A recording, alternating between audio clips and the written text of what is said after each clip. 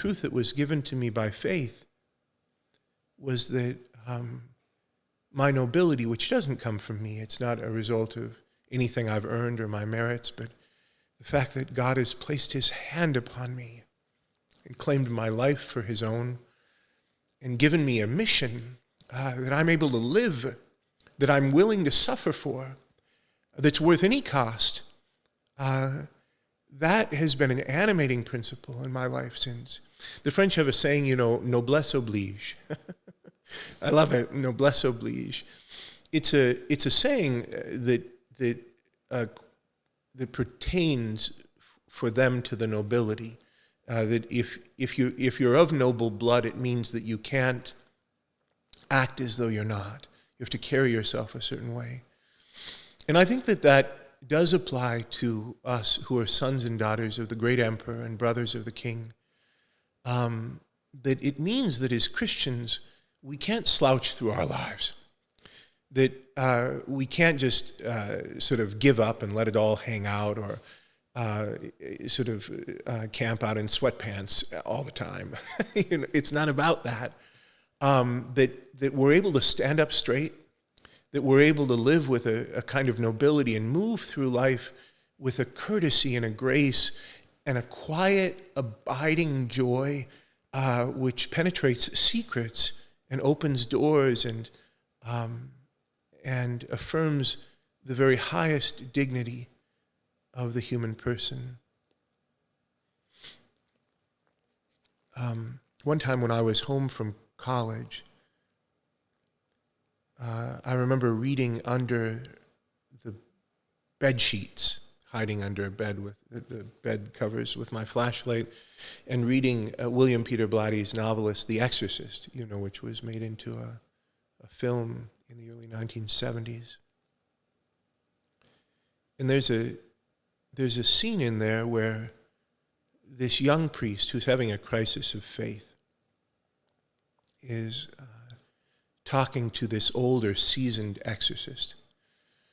And they're out in the hallway. They've been working on this exorcism of this young girl, Regan, who is sort of ruthlessly victimized by the demon who's possessed her. And the young priest says to the older priest, they say that in this possession thing, the demon doesn't touch the will of the one who's possessed. The old priest says, yes, that's right. Of course, the theological implication is clear. That means that there's no sin. In other words, the demon, after possessing the person, isn't able to get him or her to sin directly as a result of having possessed them, because it doesn't touch the will. At least that's what the novel said. And so the young priest then says, and this is a perfectly good question, well, then what's the point? What's the point? Is it just a display? Is it just pyrotechnics? Is it just fireworks? And the older priest said, no, I think the real victims are not the possessed, but all of us who are here, who seeing this horrific display of a human being crumpled and paralyzed and sick and spasmodic, that the real victim is all of us, that in the midst of this, as we witness it, we doubt our humanity. We begin to see ourselves as something puerile and worthless and disposable, something worse than ugly, something horrific, a horror, that somehow we begin to believe that our own dignity, which comes from God, it comes because we were made in the image and likeness of God, that our own dignity is nothing, that it's not true.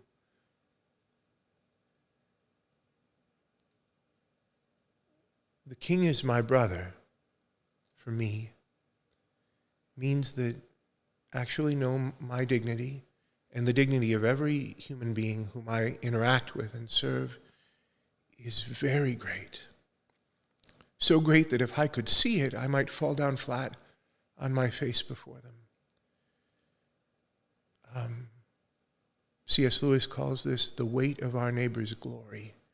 That each of us bears the weight of glory of the immortal souls that we interact with day by day. Faith reveals that truth to us. How high is our dignity? How great is our nobility? How precious the blood that runs through our veins, and then as a result, how extraordinarily important it is that we don't squander the gift of our lives. Run while you have the light of life before the darkness of death overtakes you, because if we don't seize the chance and the possibility and the gift of our lives every day, and we can fail to do that. We can waste our lives. We can squander our lives, but that's a choice. But if we don't, if we really rise to the occasion and allow the grace of God, which brought us into existence for a purpose, not an accident, but so that we might achieve some great, magnificent mission, which God hasn't given to anybody else, if we rise to that, then our glory is very great because it's beyond our own capacity. It's a light that is given to us like the light of the angel in Raphael's painting, in his fresco, in the rooms of the Apostolic Palace. It's a light which is given to us from heaven, and it's a light that we're meant to live in for all of eternity. This is a promise which is given us. Of course, I was making reference just there to that famous text from St. John Henry Newman, where he talks about the purpose that each of us have in our lives, that each of us has a place as important in our place as an archangel in his. I always ask our students this: do you believe that? Do you believe that in God's great plan, that he brought you into existence with such clarity and with such a sense of purpose and meaning that your mission that he's given to you and to no one else is as important to him as the work that he's given to an archangel? That's true. It's a truth of faith. And with the light of faith, we can believe it, and then we have to live by it. But it's not a hard or heavy burden for us to live in that way. It's the way we were meant to live. We, of all the creatures of the earth, walk upright on hind legs and look at the stars. We gaze to the stars. We look up. Because we were made for something beyond this world, beyond this earth. And the light of faith shows us that. Even here below, in the midst of our lives, we're meant to carry ourselves with a certain austerity and dignity and glory, which is worthy of being the sons and daughters of God the Father and brothers of the King. Brothers of the King. And so, run while you have the light of life, then, is a clarion call, not just for university students at the University of Mary, but for all of us to allow God, because he wants to fill us with the energy and joy that we need to overcome every obstacle, to fight through every suffering and setback, and to rally to his heart in the midst of every need, so that we can live lives that are worthy of the great nobility and dignity that we've been given in our mission by the young King of the whole universe. And that's our work as we run while we have the light of life.